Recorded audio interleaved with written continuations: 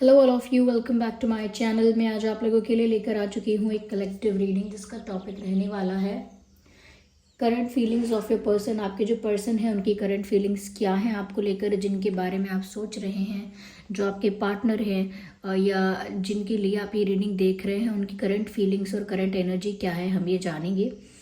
ये reading general है, collective है। हो सकता है कि आपके सिचुएशन के साथ एक्यूरेटली रेजोनेट करे, हो सकता है ना करे। तो ओपन माइंडेड होकर सुनिएगा और ज़बरदस्ती अपने आप को रीडिंग में फिट इन करने की कोशिश मत कीजिएगा। जितना आपके साथ रेजोनेट होता है उतना ही एक्सेप्ट कीजिए and leave the rest. Okay viewers, चलिए ज़्यादा समय व्यर्थ नहीं करते हैं, देखते हैं कि आपके पर्सन की करंट फीलिंग्स क्या हैं।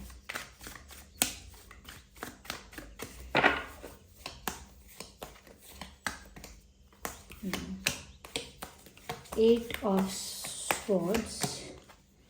Okay, interesting. Love. Nine of Swords.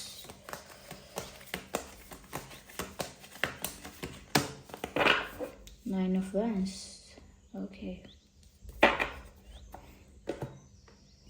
मुझे यहाँ काफ़ी सारे स्वर्ड्स नज़र आ रहे हैं एंड द नंबर 9। तो ये नंबर 9 किसी तरह से तो आप लोगों के लिए रेलिवेंट है। आप लोगों के कनेक्शन में ये नंबर बहुत इंपॉर्टेंट है। 9 डेट बहुत इंपॉर्टेंट है, या 9 डेज बहुत इंपॉर्टेंट है, या 9 months. Okay, but something is very important about 9। Okay, so number 9। और यहाँ पर मुझे स्वर्ड्स काफ़ी नज़र आ रहे हैं। तो डेफिनेटली यहाँ पर ऐसा हो सकता है कि आपके पर्सन जो हैं वो किसी स्ट्रेस में, किसी टेंशन में, किसी पेन में है। उनकी जो करंट एनर्जी है वो बहुत वाइब्रेंट, बहुत लाइट नहीं है। उनकी करंट एनर्जी जो है वो काफ़ी डाउन है, काफ़ी डल है, ऐसा कह सकते हैं, काफ़ी लो है। Okay, again we have 9। Actually यहाँ पर 999 है। 9 9 and 9, 9 of pentacles, 9 of swords and 9 of wands. और आप देख सकते हैं मैंने कार्ड्स को शफल करके कैसे भी निकाला था, कैसे भी चूज़ किया था रैंडमली, और यहाँ पर देखिए 999 आया है। तो 999 आप एक बार ज़रूर गूगल पर ये एंजल नंबर डालिए और इसका जो मीनिंग है, मैसेज है, उसको रीड कीजिए। क्या मैसेज है आपके लिए? क्योंकि लगता है कि एंजल्स आपके लव लाइफ के लिए या आपके ओवरऑल लाइफ के लिए कहीं ना कहीं आपको कोई संदेश दे रहे हैं, कोई मैसेज आपकी तरफ भेज रहे हैं, जो कि है एंजल नंबर 999। तो इस एंजल नंबर को गूगल पर डालकर इसका मीनिंग अपनी लैंग्वेज में ज़रूर देखिएगा। देखिए यहाँ पर भी स्वॉर्ड्स है, यहाँ पर भी स्वॉर्ड्स हैं, द मेनी स्वॉर्ड्स। 8 स्वॉर्ड्स यहाँ पर है, 9 स्वॉर्ड्स यहाँ पर है। तो ये उनके स्ट्रेस को, उनके पेन को दर्शाता है। Okay, that's not a good energy to be in. बहुत अच्छी एनर्जी नहीं है ये। ऐसा लगता है कि ये इंसान बहुत मायूस दिखता है, बहुत मायूस, बहुत उदास। ठीक है, मैं इनको अरेंज कर रही हूँ जिससे कि मुझे पढ़ने में, यानी कि इन कार्ड्स को रीड करने में सहूलियत हो, आसानी हो। ठीक है, ये कहीं ना कहीं एक ऐसी मेंटल स्टेट में भी हैं जहाँ पर this person is asking for love, प्यार मांग रहे हैं। Because they need love, they need that comfort, they need that emotional support. उनको इस वक्त वैसा ही इमोशनल सपोर्ट चाहिए, प्यार चाहिए, केयर चाहिए, अटेंशन चाहिए, अफेक्शन चाहिए। And this person is asking for this. ये सब चाहिए तो वो ये सब मांग भी रहे हैं। ऐसा नहीं है कि डल एनर्जी में है तो ये डल एनर्जी में ही रहना चाहते हैं। No, they don't like to be this way. उनको नहीं पसंद कि वो ऐसी ही एनर्जी में ज़्यादा टाइम तक रहें। Yes, they want to be happy. इनकी इच्छा है कि ये खुश हो जाए, और इनको पता है कि इनकी जो एकमात्र खुशी है वो इनको आपसे मिल सकती है। जो एकमात्र सेटिस्फैक्शन है, प्यार है, अफेक्शन है, केयर है, जेन्युइन केयर है, वो सिर्फ आपसे मिल सकती है। तो यहाँ पर गिविंग लव का जो कार्ड है वो समवेयर शो करता है कि ये आपसे प्यार मांग रहे हैं, because this is the need of this time. उनको इस वक्त आपके प्यार की सख्त ज़रूरत है। ऐसा लगता है this is the most important, कि उनको इमोशनल सपोर्ट अगर नहीं मिलेगा, उनको वो केयर, अफेक्शन नहीं मिलेगा, या कहीं ना कहीं वो अटेंशन नहीं मिलेगा जो इस वक्त एक लो एनर्जी में किसी पर्सन को चाहिए होता है तो वो और ज़्यादा डिप्रेस हो सकते हैं, और ज़्यादा इमोशनली डैमेज्ड हो सकते हैं, और ज़्यादा लोनली और ज़्यादा अपनी ही प्रॉब्लम्स में स्टक हो सकते हैं। और वो नहीं चाहते, वो अपनी खुद की है ऐसी हालत नहीं चाहते, वो इस एनर्जी से बाहर आना चाहते हैं। व्यूअर्स, जिस जगह से वो देख रहे हैं करंटली, जिस एनर्जी में रहकर वो आपको देख रहे हैं या आपको ऑब्जर्व कर रहे हैं या आपको लेकर जो भी थॉट्स उनको आ रहे हैं, वो इसी तरह के हैं कि viewers, you are happy, enjoying your life, you are satisfied, you are complete, you don't need anyone else. Even ऐसा लगता है जैसे आप सेल्फ लव में इतना ज़्यादा ऑपरेट कर रहे हो, आप सेल्फ लव को इतना ज़्यादा कहीं ना कहीं चेरिश करते हो, सेल्फ लव करते भी हो, खुद एक बहुत अच्छा सेल्फ लव का एग्जाम्पल हो आप, और खुद की भी केयर करते हो, और अपने सिर्फ हेल्थ की केयर नहीं, फिजिकली भी अपनी केयर करते हो कि मैं फिट रहूं, ठीक रहूं, और कहीं ना कहीं मेंटली भी अपनी बहुत केयर करते हो कि मैं खुश रहूं, पीसफुल रहूं। और आप बहुत नीडी या डेस्परेट इस समय नहीं हो, और बहुत लो एनर्जी में तो बिल्कुल नहीं, बहुत लाइट और बहुत हैप्पी और बहुत कंप्लीट एनर्जी में आप उनको दिख रहे हो। उनको ऐसा लग रहा है अपनी लाइफ में आप एक अच्छे फेज़ में हो, अपनी लाइफ को एंजॉय कर रहे हो। अगर फेज़ कैसा भी है आपकी लाइफ का तो भी आप पीसफुल हो, आप पीसफुल हो, आप हैप्पी हो, आप अपने साथ वक्त बिता रहे हो। लाइक उनके लिए तो लोनली हो गया, लेकिन आपके लिए आइसोलेशन है, यानी कि आप तो लोगों से अपने आप को थोड़ा दूर रख के, थोड़ा डिटैच रख के, थोड़ा डिस्कनेक्टेड रख के अकेले में कुछ वक्त बिताना पसंद करते हो। आपको एक मी टाइम चाहिए अपने लिए, समय जहाँ पर किसी का डिस्टर्बेंस या किसी का इंटरफेरेंस ना हो। Where this person is feeling lonely, वहीं पर ये इंसान अकेला महसूस कर रहा है। इनके लिए मी टाइम या एक अकेले के लिए वक्त बिताने की इच्छा ऐसा कुछ नहीं है। इनफैक्ट इनको तो अकेलापन सता रहा है, और वो अकेलापन आप पूरा कर सकते हो, because they need you right now. Yes, थोड़ा सा मैं कहूँगी आपको देखकर, ये ऐसा ज़रूरी नहीं है कि आपकी लाइफ इतनी ही फेरी टेल और इतनी ही ब्यूटीफुल है जितना उनको दिख रही है, लेकिन जब वो अपनी एनर्जी से, अपनी सिचुएशन से कंपेयर करते हैं तो उनको लगता है आपकी लाइफ काफ़ी वाइब्रेंट है, काफ़ी पीसफुल है, काफ़ी लाइट है, और काफ़ी हैप्पी और सेटिस्फैक्शन से भरी हुई है। तो उनको देखने में आप काफ़ी ज़्यादा सेल्फ लव में दिख रहे हो। आप काफ़ी गुड लुकिंग दिख रहे हो, जिस तरह के आप दिख रहे हो, जिस तरह का आपका चेहरे का तेज है, जिस तरह की आपके ऑरा में शांति है, एक पॉजिटिव वाइब है, वो सब उनको महसूस करके लगता है कि ये इंसान सच में खुश होगा, तभी ऐसा दिख रहा है या ऐसा मुझे फील हो रहा है।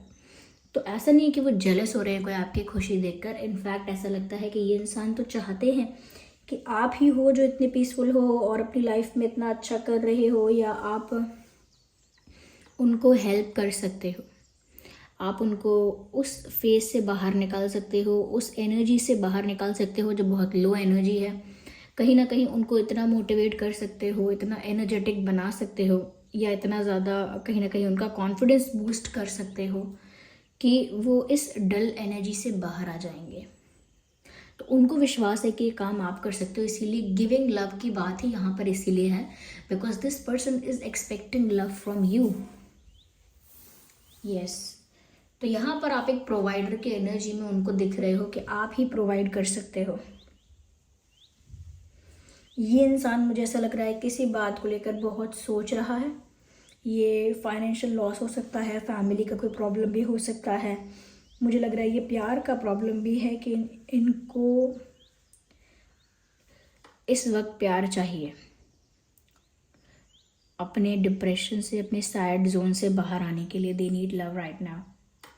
ऐसा लगता है बहुत सारी टेंशन में, बहुत सारे प्रॉब्लम्स के बीच में फंसा हुआ है ये इंसान।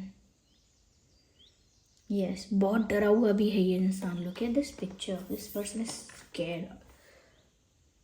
ये इंसान बहुत डरा हुआ भी दिखता है व्यूअर्स, ये बहुत डरे हुए भी हैं, मुझे ऐसा लगता है। इनको लगता है पता नहीं कौन कहाँ से अटैक करेगा, यानी कि इनको ऐसा डर लग रहा है कि कोई नई प्रॉब्लम भी आ जाएगी, कोई ऐसी प्रॉब्लम आ जाएगी जो सॉल्व नहीं कर पाएंगे। मुझे ऐसा लगता है ये इंसान अपनी करंट सिचुएशन में ना काफ़ी प्रॉब्लम से घिरा हुआ है, मेल फीमेल कोई भी हो सकते हैं, और ये प्रॉब्लम भी किसी भी तरह की हो सकती है।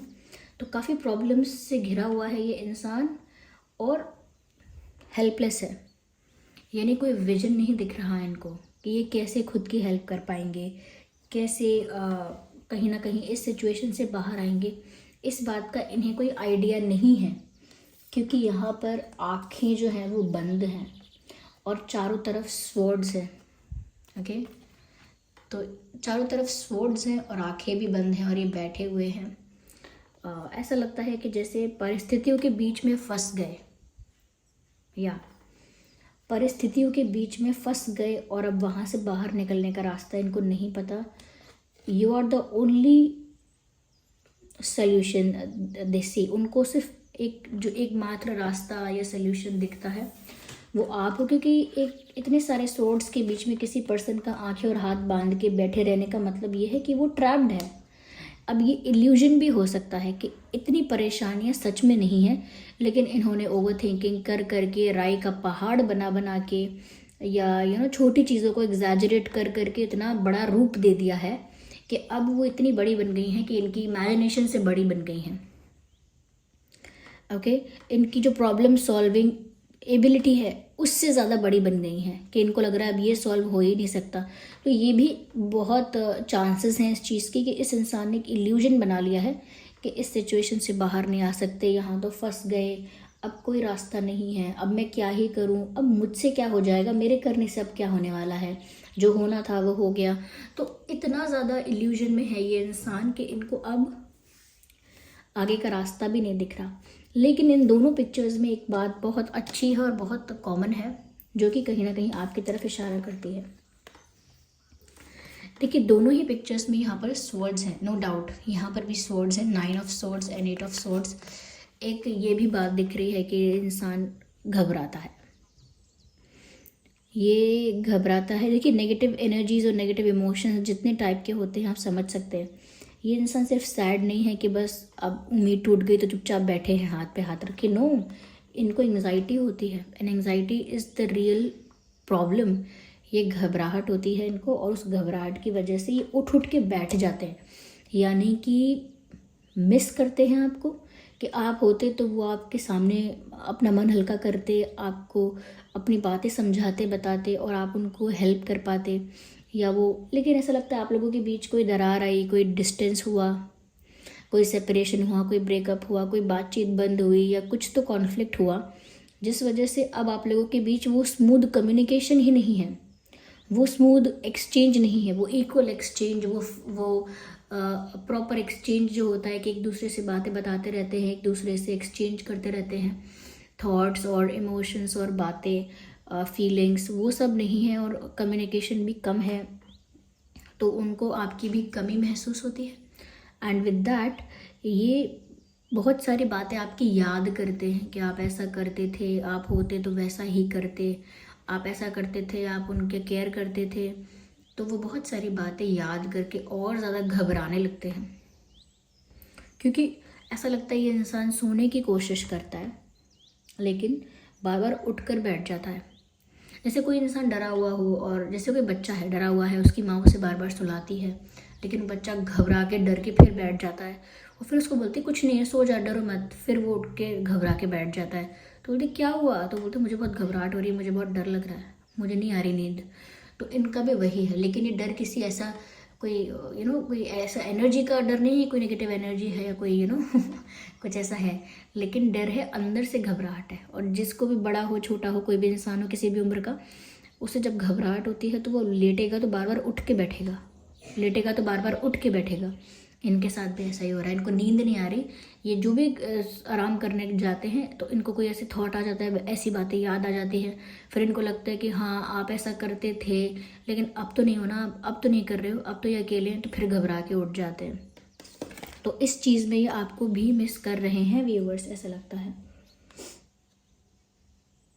मुझे लग रहा है कि ये ऐसा भी सोच रहे हैं कि इन्होंने बहुत सारे सल्यूशंस निकालने की कोशिश भी की और निकाले भी, but those plans didn't work. Like वो जो उन्होंने प्लान बनाया था, या the plans they made, they were not working the way they expected.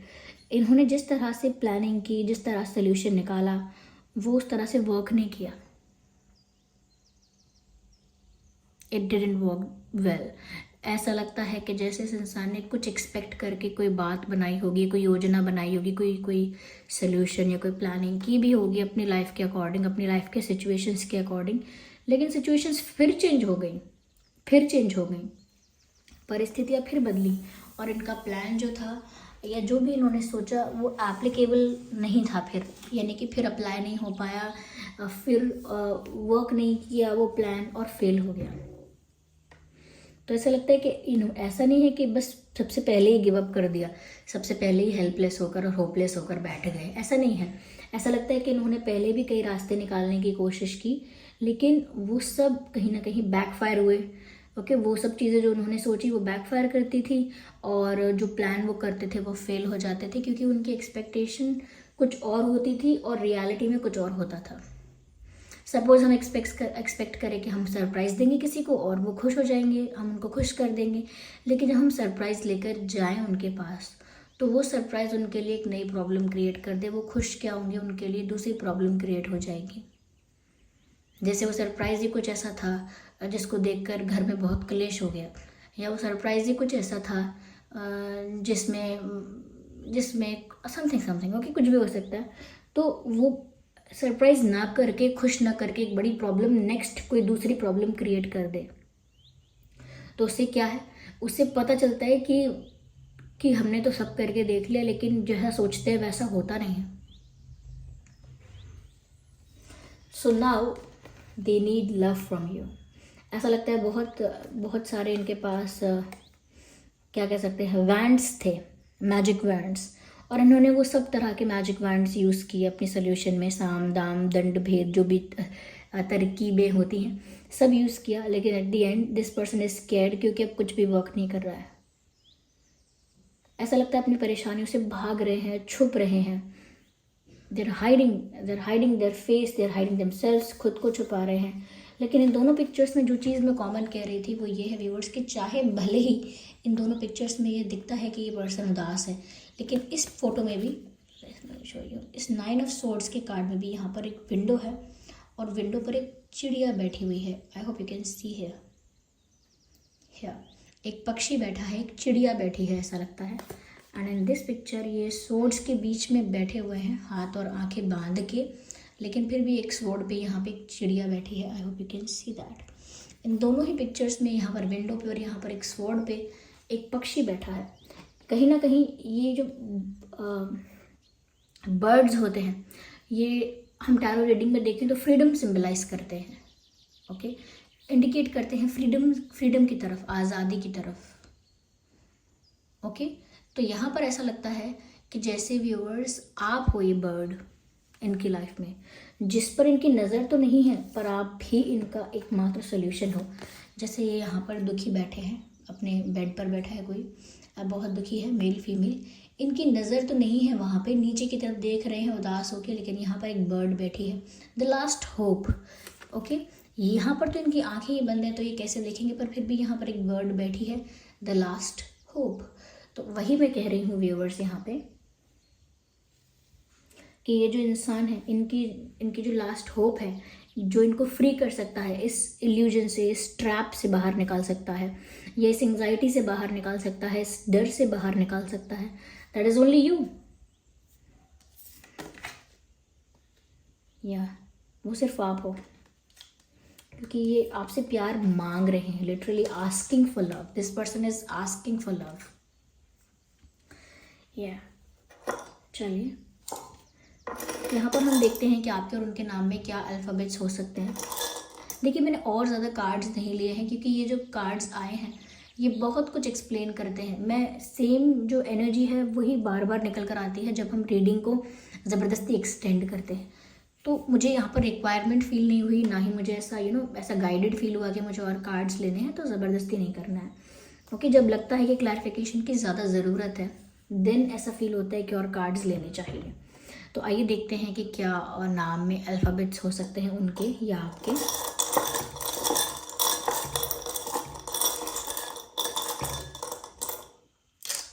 Okay, so alphabet you हो सकता है, you for umbrella, J for joker, J and के हो सकता है, के फॉर काइट, एम के, आर हो सकता है, के यू स्टे देयर, आर हो सकता है और एफ हो सकता है। सो यस, FRMK ये कुछ अल्फ़ाबेट्स हैं जो यहाँ पर आए हैं। ये आपके नाम में भी हो सकते हैं, उनके नाम में भी हो सकते हैं। FRMKJU।